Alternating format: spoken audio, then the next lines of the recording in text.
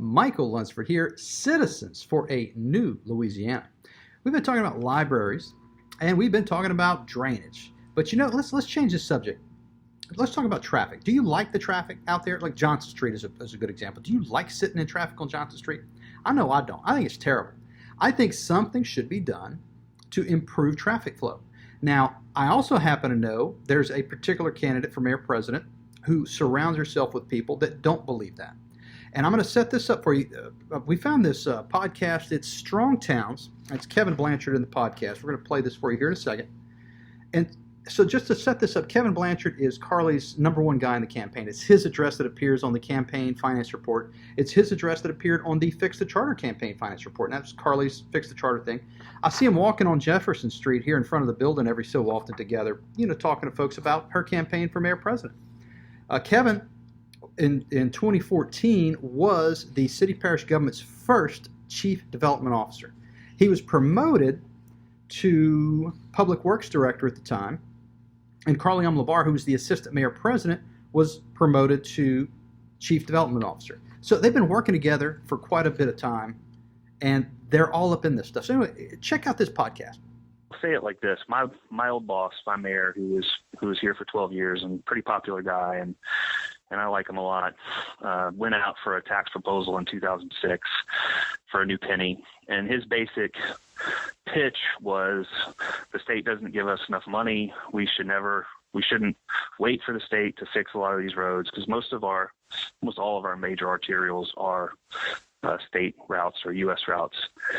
And it failed. It failed pretty miserably. It was like a 30% to 70% failure. And in the last few years, Joey would actually tell people that he was happy that happened, because he's pretty sure we would have spent the money in a way that wouldn't have helped, right? That we would have just sort of perpetuated some of the poor practices. Perpetuating poor practices. What does that even mean? Well, aside from a rare opportunity to break out the alliteration on us, Kevin goes on for a little while here. So we're going to skip ahead and get to those poor practices he's been talking about. You don't want to miss this. I'm going to go to Johnson Street, which is US 167, typical 5-lane sort of strode.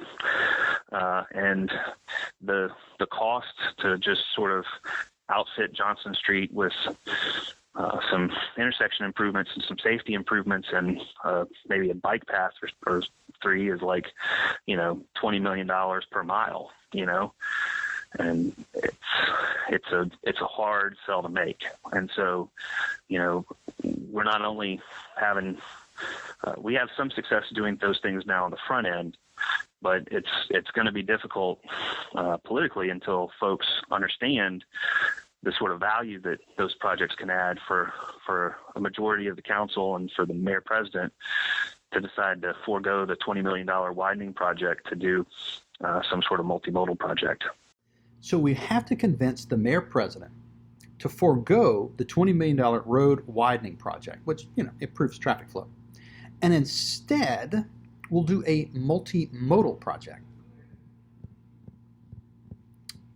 What's a multimodal project? Well, I had to Google it. To be honest, I didn't know what it was either. A multimodal project effectively is bike lanes. Okay, maybe that's an oversimplification. It's bike lanes is really what it is. So how does that affect traffic flow?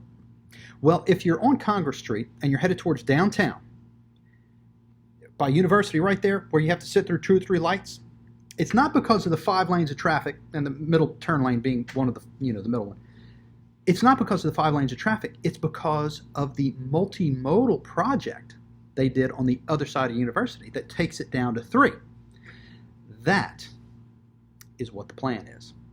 That is a multimodal project.